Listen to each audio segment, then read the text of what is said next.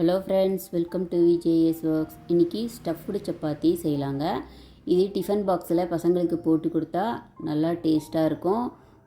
பசங்களும் விரும்பி சாப்பிடுவாங்க. குயிக்காக செஞ்சிடலாம். ப்ரிப்பரேஷன் டைமு ரொம்ப கம்மியாக தான் இருக்கும். இது எப்படி பண்ணலான்னு பார்க்கலாம் வாங்க. நான் ஒரு பேனில் 1 டேபிள் ஸ்பூன் ஆயில் விட்டு பெரிய வெங்காயம் பொடியாக நறுக்கி கொஞ்சம் நேரம் போட்டு நல்லா வதக்குறேங்க. வதக்குனதும் குடமிளகாவும் பீன்ஸு, கேரட்டு எல்லாமே பொடியாக கொஞ்சம் கொஞ்சமாக ஒரு 2 டேபிள் ஸ்பூன் அளவு கட் பண்ணி போட்டு அதை நல்லா வதக்குறேங்க.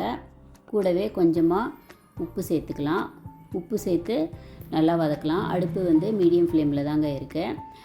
லைட்டாக ஒரு ஸ்பூன் அளவு தண்ணி தெளித்து மூடி போட்டு மூடி வச்சுட்டேங்க.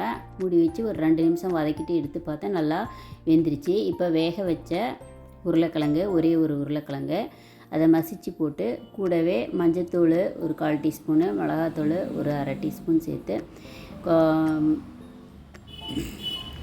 சாட் மசாலாவும் கரம் மசாலாவும் ஒரு 1/4 டீஸ்பூன் சேர்த்துருக்கேங்க. கூடவே கொத்தமல்லி தழை அதையும் சேர்த்து நல்லா கலந்து விட்டுக்கலாம்.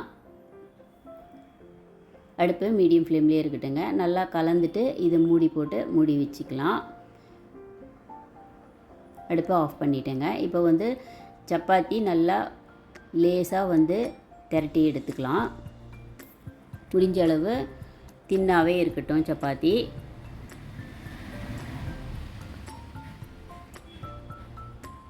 திரட்டி எடுத்துகிட்டு அந்த மசாலா உருளைக்கிழங்கு ஸ்டஃப் மசாலா இருக்குல்ல, அதை இதில் லைட்டாக எண்ணெய் தடவிக்கணும். அந்த சப்பாத்தியில் லைட்டாக எண்ணெய் ஃபுல்லாக தடவிட்டால் அந்த மசாலா நல்லா அதில் ஒட்டிக்கும். அதுக்காக தான் லைட்டாக எண்ணெயை தடவிட்டு அந்த ஸ்டஃப்பு மசாலாவை அதில் சேர்த்துக்கலாம். சேர்த்துட்டு ஓரமாக எல்லாம் நல்லா சேர்த்து விட்டு திரும்ப உருண்டை பிடிச்சிக்கலாங்க. எக்ஸஸாக இருந்தால் அதை கொஞ்சமாக எடுத்துடலாம். எடுத்துட்டு கொஞ்சம் திக்காக இன்னொரு தடவை திரட்டி எடுக்கலாம். ரொம்ப அழுத்தக்கூடாது. லைட்டாக அழுத்திட்டு பேனில் எண்ணெய் தடவி இதை சப்பாத்தி ஸ்டஃப் சப்பாத்தி போட்டு இப்போ மீடியம் ஃப்ளேம் இருக்கக்கூடாது. அடுப்பு நல்லா ஹை ஃப்ளேமில் வச்சு வேக வைக்கணுங்க. அப்போ தான் நல்லா சப்பாத்தி வெந்துடும். லைட்டாக நெய் இல்லை எண்ணெய் சேர்த்து வேக வைக்கலாம்.